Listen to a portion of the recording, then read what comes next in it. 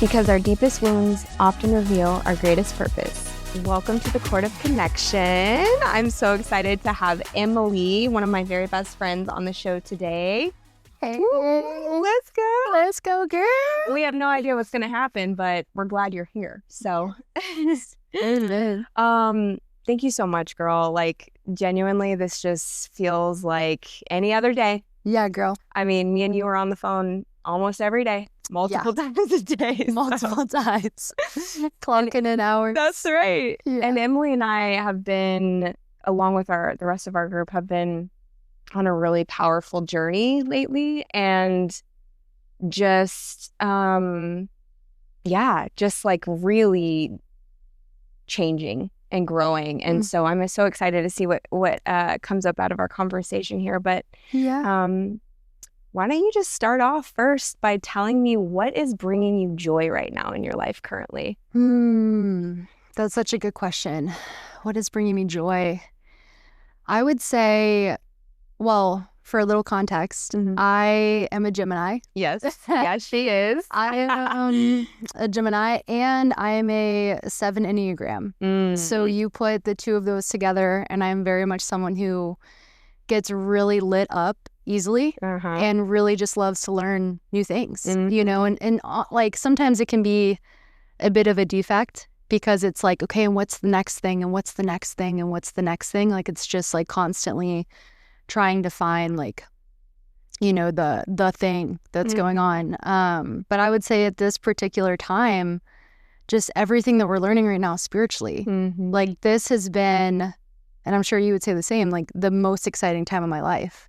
Without question. Yeah.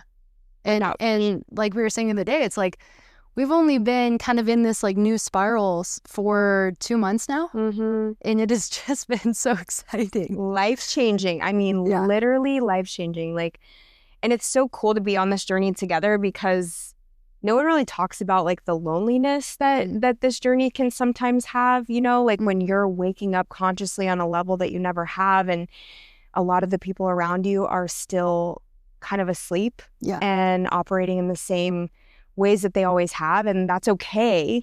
But it's like, and we've shared this, it kind of feels like sometimes you're leaving people behind, or you're leaving this old life behind. And I personally have just like felt a little bit of like grief around that, but more excitement than anything. So yeah, like there's no going back. I wouldn't change it, but it's still part of what comes up.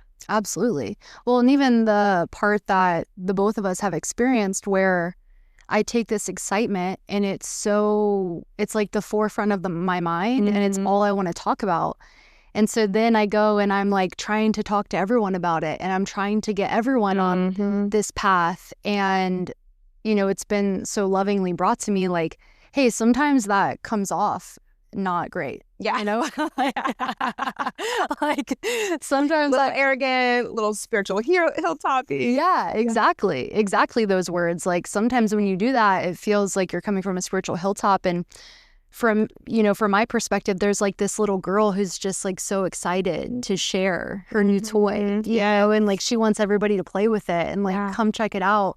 And so I think that's where the intention comes from, but it's been like an interesting journey to try to like reel that in a bit and find the balance between like, hey, there is space for this to be really exciting, and you can share that with the women who are on this journey and path with you. And also there is space for those conversations to come up with folks who maybe are not in a similar place, but when it's appropriate to, you know? Yeah. I think that's just part of the journey is discernment, right? Like just learning how to, like you said, to temper it at the right moments and expand at the right moments too. So, yes, girl. Okay. Well, do you want to share a little bit, like, I know that you said the spiritual journey that we're on, but like, what are the most enthralling parts of that, like right now? Yeah. Well, what's interesting is that we come from a history of 12-step work, right? And so I think one of the parts of that is seeing how we're finding this new work, and it's so interesting and exciting when we first find it, and then we have like this, or I have this like aha moment where it's like, oh, this is 6 and 7. Yeah. Oh, this is, step 3, so like connecting it back to like our foundation has been really exciting.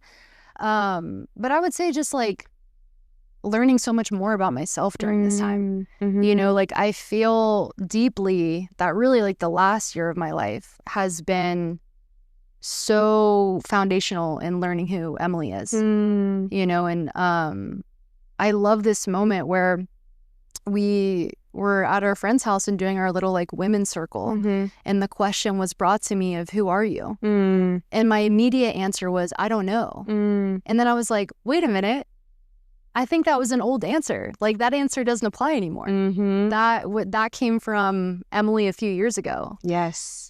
And to answer it in that moment was like, oh, wait. I know who Emily is.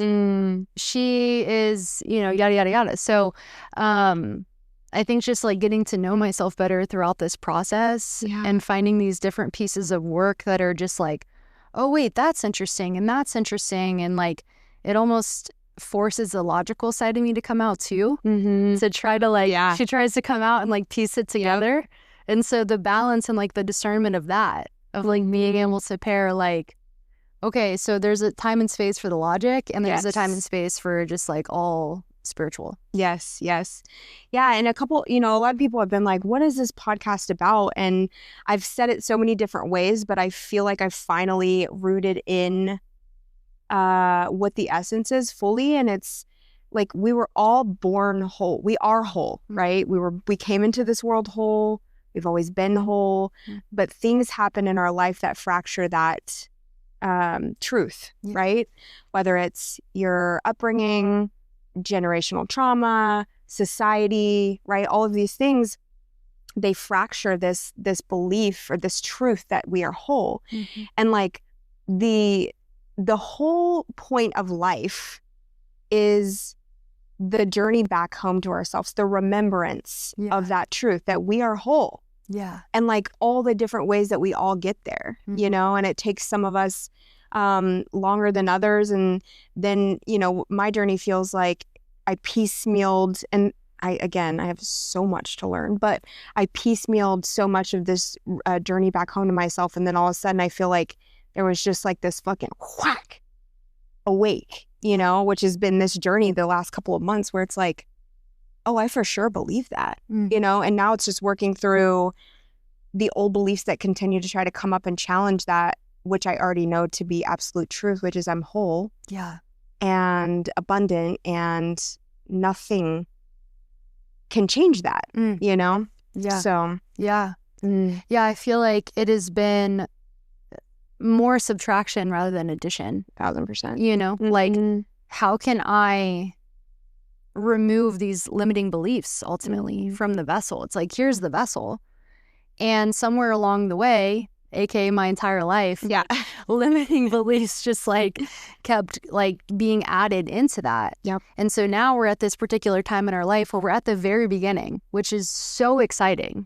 And like we talk about this a lot, but I just imagine like 10, 15, 20 years from now, like looking back where we are right now, it's just like this is just such an exciting time. But we really are like it's not that complicated. And we complicate it all the time,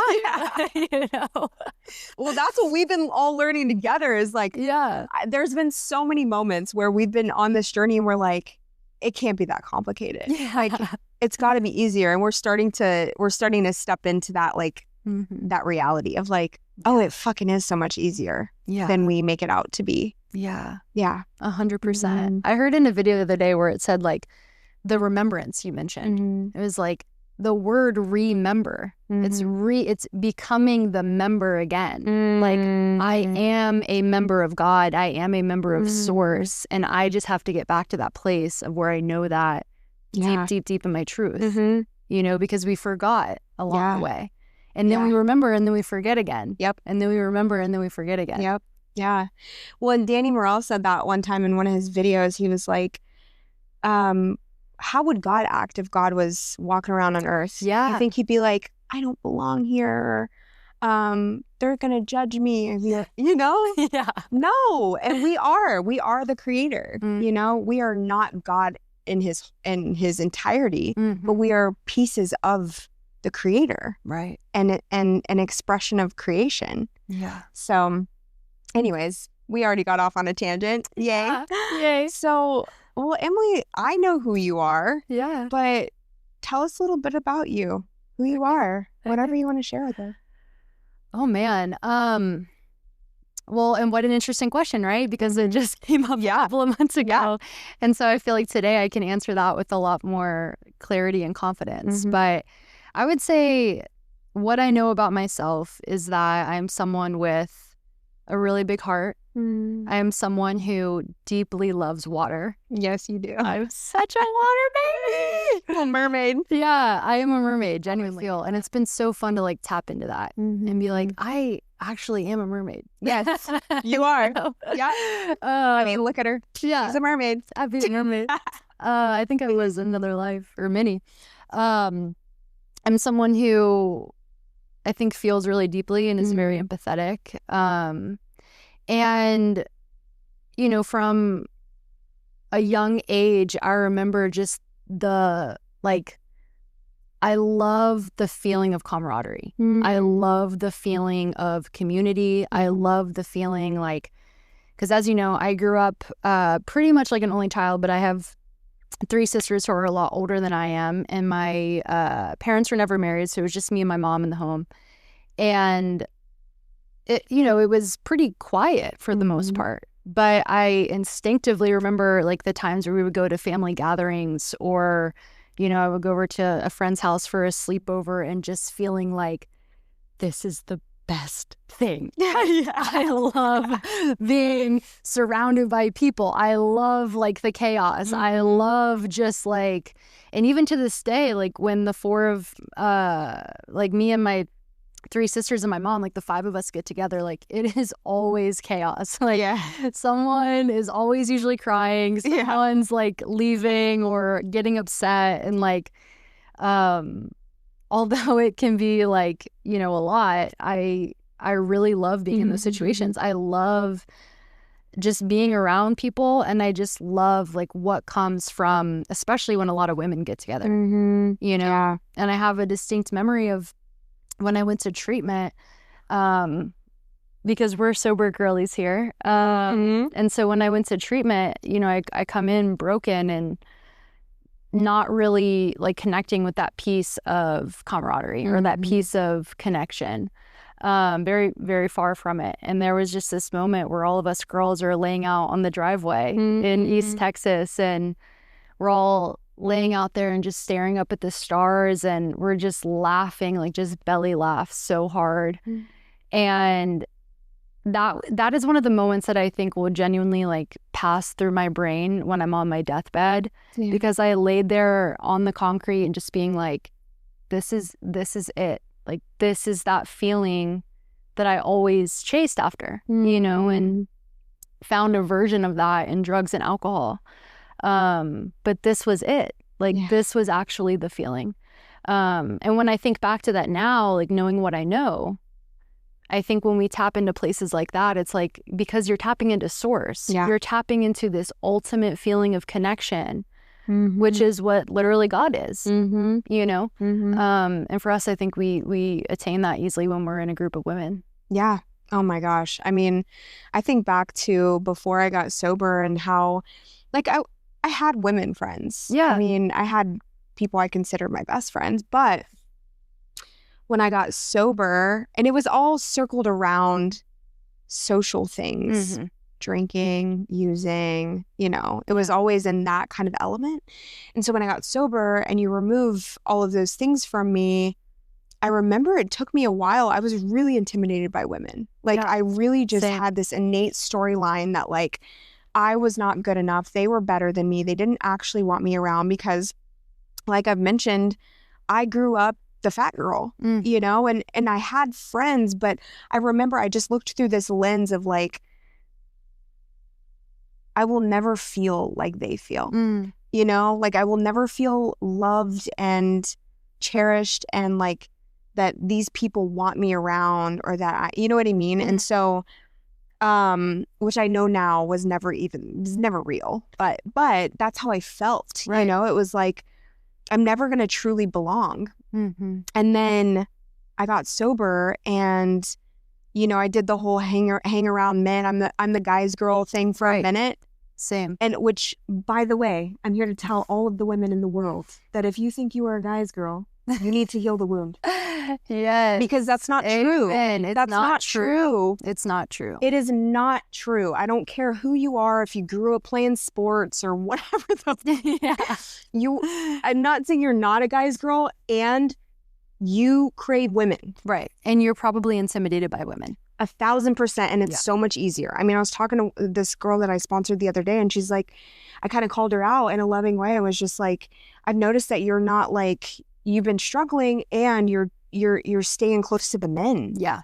You know? Yeah. Like, what's that about? And we got down to the root, and it's like, yeah, I'm afraid of women. I'm intimidated by women. I don't feel good enough for them, you know? Which is so sad, because like, I cannot imagine my life without the sisterhood that I have. Mm-hmm. Oh my God. Women are a superpower. Yeah. Like, we are just the magic of this world. Mm-hmm. Like, and then I'm not discrediting you, because you play an amazing part and an amazing role in creating a safe container for us to flourish in creativity and nurturing and love and all of those things. Yeah. But we are the magic. We are the spark. We are the thing that like gives everything we bring life. We bring life. We literally bring life. Literally bring life. We birth life. We birth life. Yes. And so it's just, man, like, so anyways, fast forward, like I gave that a shot. I walked through the fear, and I allowed myself to be loved by women. And you guys just loved me back to loving myself, you know? Yeah. And I think back to our friendship in the beginning, like I had just I knew you before my breakup, but we got really close after my breakup.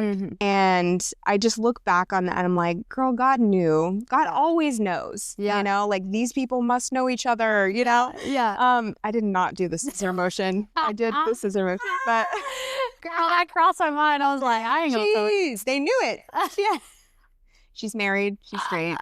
I'm also not gay. So there's that. Anyways, but that was the most perfect divine timing, you know? And there was still so much of me that was afraid to be seen, even though I had cultivated women relationships in my life. And, you know, and Jordan was kind of the first person who created that safe place. But like, your friendship and love helped me take it, you know, a layer deeper. Yeah. And what I was thinking about when you were sharing earlier is,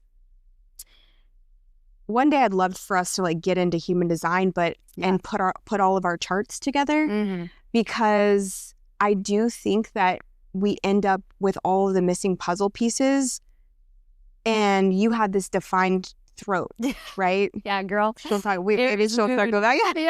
Yeah. She'll say anything. She don't care. But my voice was something that was like really slow to come, you know. And then I have you, who's just like, you throw all your shit out there in a heartbeat and be like, and don't think twice about it. You're like, this is what I'm thinking and feeling today, and fuck him and fuck her, and I'm, you know. And I would watch that and be like, wow, there's so much power and beauty in that, and that like being able just to say the thing and not feel shame, you know. So I went off on a tangent, but well, I love that you brought that up too, because I think back to when we first connected and talk about being intimidated by women. It's like, girl, I remember walking in to our meeting and seeing you and just seeing this like light of a woman. She is literal sunshine. And just being like, she's too good for, you know, like, I can't, you know, like, it was like, here is this like aura of a woman. And ultimately, and I think this goes for every single woman who feels intimidated by women, is like, my self-esteem at that point in time was pretty fucking low, right? You know, and so it was like, you're up here, I'm down here. I can't connect with you, you know?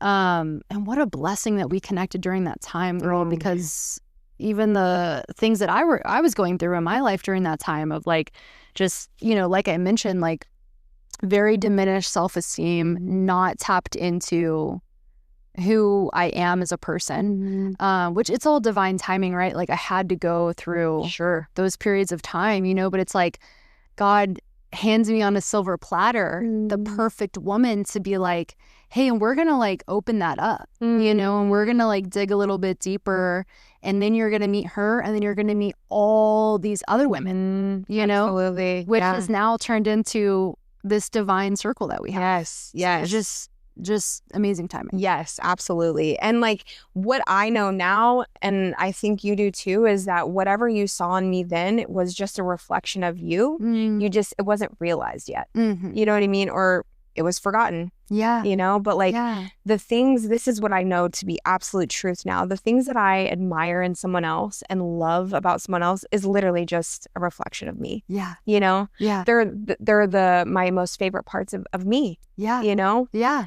And until I see that, you know, or believe that, you know, I think that you're here and I'm here. Right. You and know? the same can be said in the opposite. Totally. Right? Like literally everything is a mirror. Yep. And so. Oof, yeah. Good topic. Oof. Good topic. When I'm pissed off, it has nothing ever to do with you ever. Oof. Nothing to do with you ever. Say that one more. When I am pissed off, it has nothing to do with that person ever. Ever. Or hurt or scared or any of the things. It's never about them. It's never about them. It has everything to do with me. If I may, like I might even take, because where my mind just went was, you're going to have some people that are going to think of some examples where that doesn't apply to. Yeah.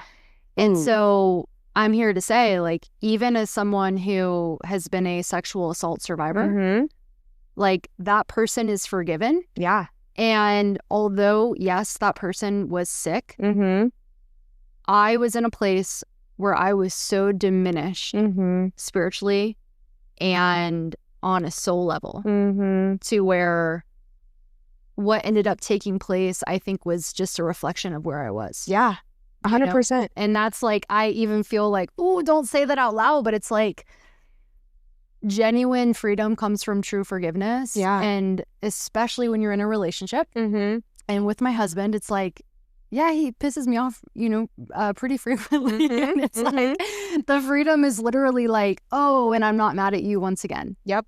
I'm mad at me. Yep. And here's why. Because I don't want to have to look at my control issues. Right. I don't want to have to look at the parts of you that I wish I could be more like. That piss me off. Right. That you're just kind of aloof and like not affected by shit. And I don't like that because I am deeply affected by shit. You know what I mean? Or whatever it is. Like, I think back to my most recent relationship, it's like, oh my God, the mirror on this man. Like, beautiful man, by the way. Just such a beautiful heart. And stirred up so much in me. And the biggest thing was, you lack boundaries. You have horrible boundaries. Yeah. And then you expect someone else to just know what you want. Yeah. Know what you need. Right. You know, and I think a lot of us do. It's like, can't you read my body language or my energy at any given moment? No, that's not my job. And I want you to change so I don't have to. Yes. I want you to change so that I don't have to do the thing that I'm afraid of doing, that I'm afraid is going to make me uncomfortable, or that I'm afraid that I don't feel as though I'm capable to do. Yes. Please don't make me uncomfortable. Yes. So I'm going to need you to do the work. Yeah, do the work. So I don't have. Yes. Yeah. Girl, so good. Oh my God. Yeah. Yeah, this is, I think we just have, like, as women in recovery, people in recovery, it's so funny, right? Because it's like, there's such a, I don't feel like there really is much anymore, this negative, like, view of people in recovery, addicts and alcoholics. But at one point there was, and maybe some people still feel that way, but what once was like, how could this be a superpower? Yeah. And in so many ways it is. And we have the upper hand because we're forced to look at ourselves. to survive. Literally, in order to survive, I have no other option but to do this spiritual work. Yeah. And I remember in the beginning of recovery, as most of us feel, like pissed off. Why am I fucking alcoholic? Why was I chosen this life? Why can I not do these things that other people are doing? And like in such a beautiful way that is shifted into this, like the truest statement that I could say is like, if I were up with God in the magic pot of like human creation and he was like, do you want the dash of addiction or alcoholism? I'm like, fucking run it, baby, run that shit. You know? Yes. Because it's like the amount of beauty that my life has had from being in, now, like obviously we walk through so many years of darkness and pain, and I wouldn't take any of that back either, which I know, you know, you feel the same too. I think a lot of us do. But literally it is my medicine, is what I have to take every single day in order to survive. Yeah. And, you know, I think folks who are like not addicts or alcoholics, like, obviously, like, yes, it's an amazing thing to do to tap into spirituality and to get close to God and do this, like, you know, deep work that we're doing. But I don't know. Sometimes I feel like, is it as crucial? Right. You know, like, are you going to die if you don't do it? Right. You know, you may get miserable. Yeah. But I'm going to die if I don't do it. Yeah. 100%. Yeah. It's such a gift. And I remember being in the beginning of sobriety and having a lot of those thoughts of like, this is such an inconvenience. Yeah. I wish that I could just be somebody who could kick back. And you're right. It changes. I'm not somebody that I don't even want to kick back. Right. Like there is something happens and you never want to stop growing. You never want to stop being better, you know? Yeah. Such a gift. Yeah. So what would you call this, or how would you describe, what would you call this chapter of your life? What a good question. My like basic answer is just like the most exciting chapter of my life. And my ego's like, think of a better like title. Think of something more creative, you know? But I think ultimately, like, it's the journey of coming home. Like the path that we're on right now. Like it really is the journey of coming home. And what's so cool about that is that we're gonna have part 57, part 78, part 2000 of the journey of coming back home, you know? And I don't know what number this is, but this is a really exciting one. Yeah. It's not the first one, and it sure as hell won't be the last, but this particular one is really, really exciting. It's so exciting. Oh my God. Yeah. Yeah. So tell me about like, for those that are in a relationship and growing and changing, describe to me what that experience has been like. Yeah. I mean, like, you and your husband are just so polar opposite in such a beautiful way. Her husband is a 4. No, 5. He's a 5. He's a 5. So he's with a 4 wing. With a 4 wing. Yeah. And then Emily, which we should do a whole episode on human design, Enneagram, like all of the things. But like how that has been navigating such different personalities, and then also like honoring and appreciating those parts of each other too. Yeah. Yeah. 100%. Well, it's interesting because, he's also a Taurus. So so he is, what's his rising? It's, gosh, I just looked this up the other day. It's either Aquarius or, what was the other one? It was Aquarius. I can't remember if it was his moon or his rising.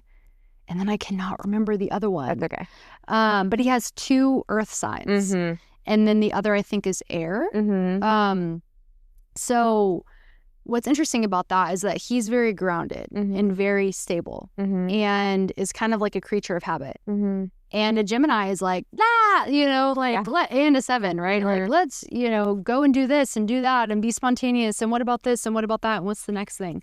And especially with 5s and 7s, it's, my goodness. I mean, a 5, for, you know, those who aren't as familiar with Enneagram, is like very logical brained, like really good for like engineering, very like rigid and like to the, you know, the schedule. And a 7 just couldn't be any more opposite of that, you know?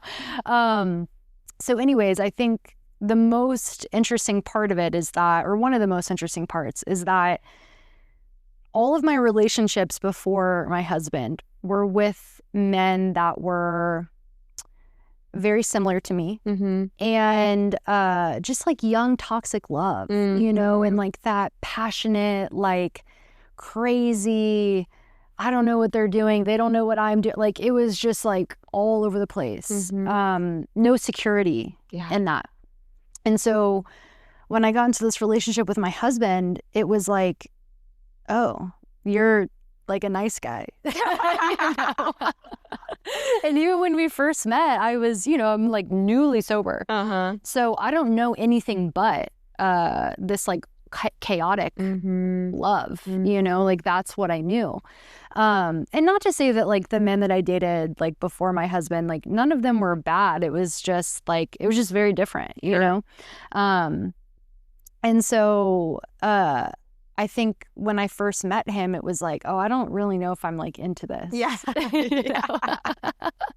Where's the drama? Where's the chaos? Literally, I was like, full. Yeah, I was like, where is the drama? You know?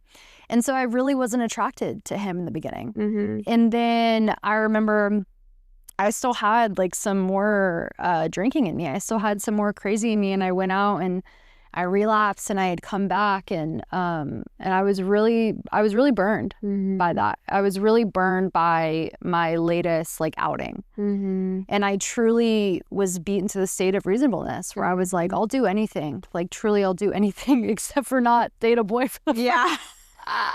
Which is not a real suggestion. It's just some suggestion that got thrown out somewhere along the way. And I came back, and I remember we had gotten tacos on Valentine's Day, like after I'd come back from this relapse. And literally, Danielle, like I'll never forget sitting down with him, because it was like I was seeing him through like this fresh pair of eyes, and everything that I thought was like not attractive before was suddenly like, wow, you know, like this actually I think is sustainable and really amazing, you know. And so that was almost 6 years ago now, which is crazy. But our journey since then is so interesting, and you've had a front row seat to it. I think like going back to your original question of like these polarities like coming together. There have been many times in our relationship where I have questioned like, I need someone who's just like me, you know, I need someone who is spontaneous and so gets so easily excited by things and is so just like on the whim, wants to go and like have fun, you know. And I have these women in my life who have so lovingly like brought me back, and then I get to see examples in real time of like, oh, Em, you don't want somebody that's just like you really don't, my sweet baby. You really, really don't.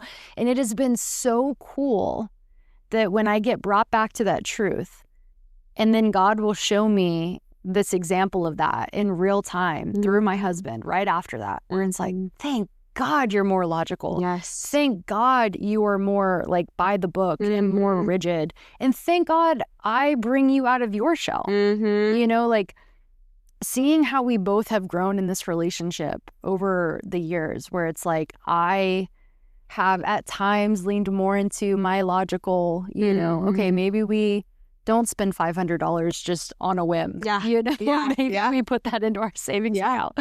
And for him, like, hey, let's book the trip. Let's, you know, go see the show. And like to see him kind of like lean in that way has been really, really cool. So it has not come without challenge. I think that we have had to do so much of letting the other person be exactly who they are. And just like what we were talking about the other day, it's like it was brought up to us by our couples therapist, where he was like, you two are looking at each other's skills as threats to one another, you know, and they are not threats.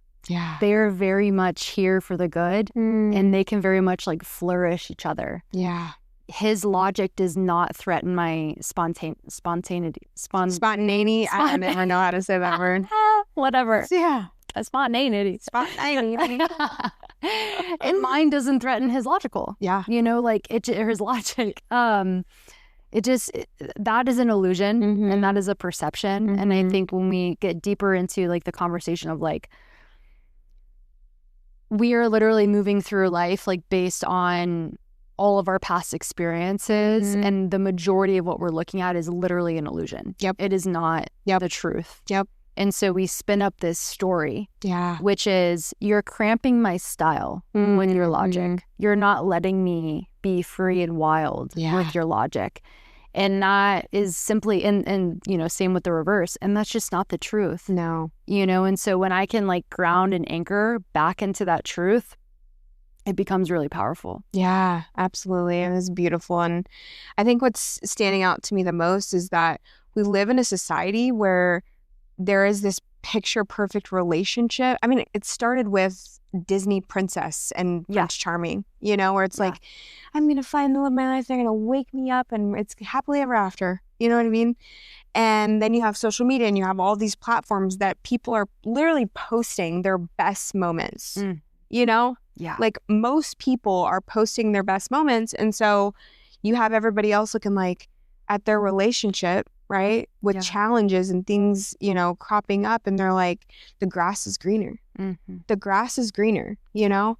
And I think the coolest, because, you know, part of our spiritual journey has been Kabbalah and like learning Kabbalah. And it's a lot of guiding principles and truths that I already felt like they already felt real to me. Yeah. Kind of all put into one place. And the teaching says that we come down here, before we ever get here, we choose every single person in our life, every relationship we're going to have, down to our parents, down to, for me, my biological mom that gave me away for adoption, like to every relationship in our life. And we were like up there and we're like, okay, so I'm going to need you to come down, and this is the scenario. Like, you're going to make it really difficult for me, and you're going to really mirror some shit in me that is hard as fuck that I don't want to have to look at, but I need you to do that for my soul's development. Like, we're in what is it called? Cahoots. Cahoots up there. We're in cahoots up there. I've chosen all of this, you know? Yeah. And it's for your highest good. For your highest and greatest good, you know? And so, like, honestly, I don't want the perfect relationship. I want somebody who's going to mirror back to me the stuff in me that's not healed yet. Yeah. Oh my God, girl, there's so much good shit in here. Yeah. One being, there is such a difference from when you are single to when you get into a relationship where it is just, it's brought up with full force. Totally. It is literally brought up with there's nowhere to turn. Totally. Like, it is so in your face, and it's you. It's you who you're looking at. Yeah. And all the things that you don't want to look at and all the things that you don't want to see. And I think back to the message that I heard a couple weeks ago, like this download came in and it was like, he's your greatest teacher. And it was in a moment where I was so angry with him. Yes. And it was like, he is literally your greatest teacher in your life at this particular point. Yep. Hands down. You know, and I'm just like, oh, my God. And the other thing I wanted to say too is like, going off of like, we see this passionate, like dreamy, perfectionist love, you know, in movie and TV and all these things. It's like, not only is it so far from the truth, but also like, we choose love. Yeah.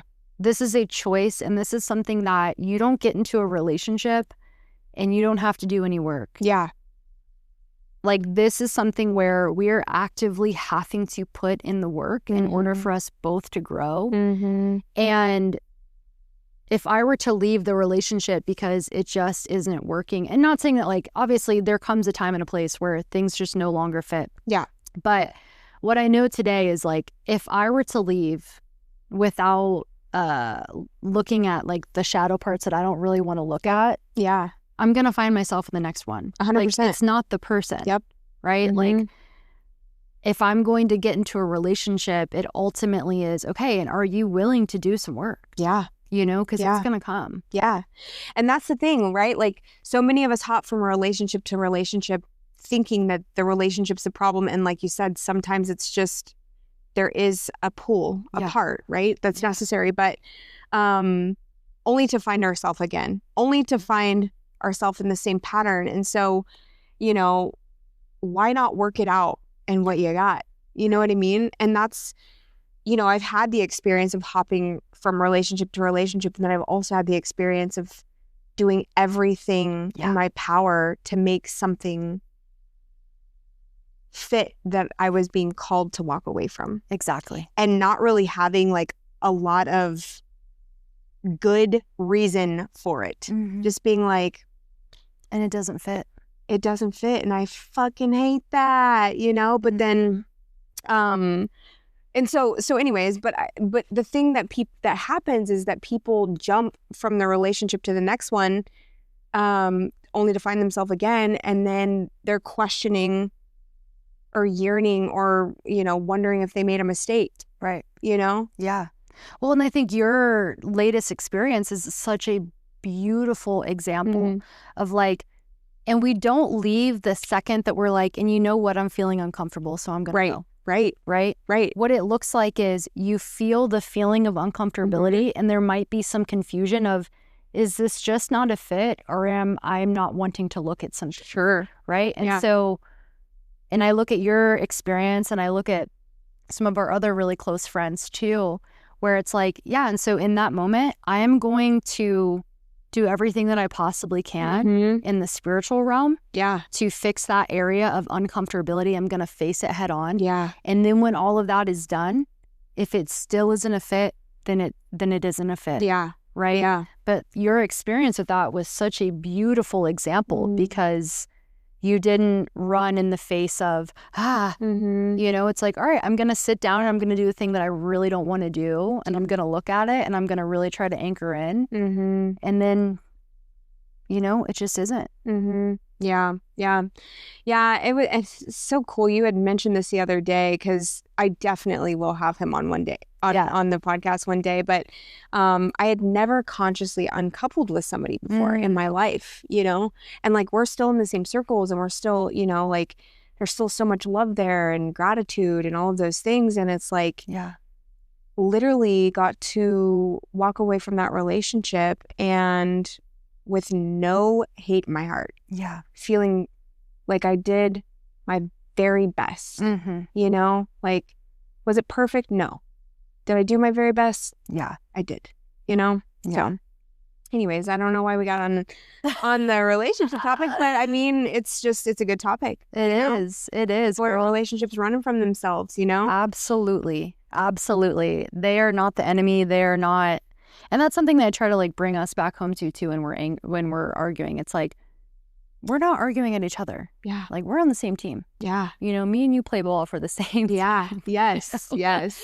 The enemy is something else or it's probably deeper within both of us. 100%. But yeah, we're on the same team. Yes. And thank God we have friends in our life that are willing to say the truth. Yeah. Like who are willing to be like, I'm seeing this differently, have you considered this angle? And sometimes we're like, I'm not digesting that very well. The other day, she's like, right in one ear and right on the other. And it's like sitting there like, I don't want to fucking listen to that. And I love it though, because we can just say the thing. Yeah. It's beautiful, And then an hour later, it's like, oh, well, son of a bitch. Yeah. Maybe there was some truth to say that, Maybe I can accept that was, the reality or whatever. But so we are going to the Awaken seminar with Danny Morrell. I'm so excited. Same. In November. And for those of you that don't know, we don't either.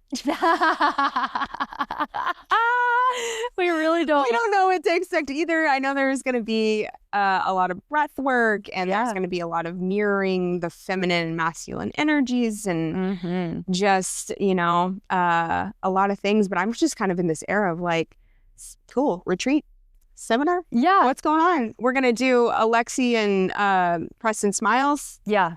That's going to be incredible too. Yeah, I feel like we're literally at this point right now where it's like I have spent the majority of my life in recovery. And I say recovery because I didn't have any money in fucking addiction. In recovery, literally being like, oh, I have money. What do I do with it now? Yes. You know what I mean?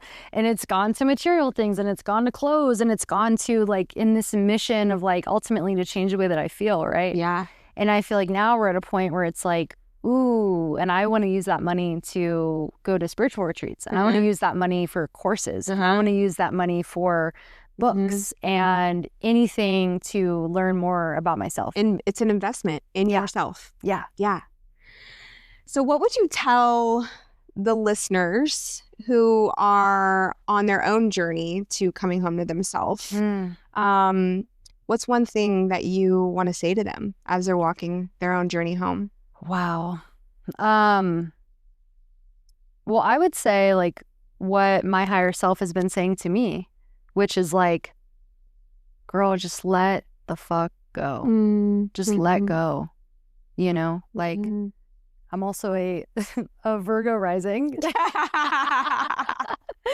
And I have a strong 1 on Enneagram, which means I have this like perfectionist piece of me, right? And I want to have it look a certain way, and I really want you to think a certain thing about me, and I can't let go all that much, And the continual answer and message that I get is, girl, just let go, just please, just let go. Yeah, it's not that deep, it's not that serious, like. You can be seen, and in this spiritual journey, it's like, I don't think that there's a one size fits all. It's like, if you feel called to something, listen to that. Yeah. We felt really called to Kabbalah. And so we listened to that shit. We felt called to Danny Morel. So we bought the tickets, we feel called now to Alexi and Preston. So we're going to go to Bridge, So it's like, we're leaning in and we're listening, even sometimes when it doesn't make sense. Yeah. Just like... Well, I think that's the biggest thing, right? Is like, our logical minds are always trying to figure out the how. Yeah. Like, if it's coming up, it's probably your intuition. If it doesn't make sense, you're probably really supposed to do it. Right. Like, that's the thing. Yeah. Well, and if it makes you uber uncomfortable, yes. Do it. Yep. Do it. Do it. Yeah. Yes. Yeah. Oh my gosh. So where can the listeners find you?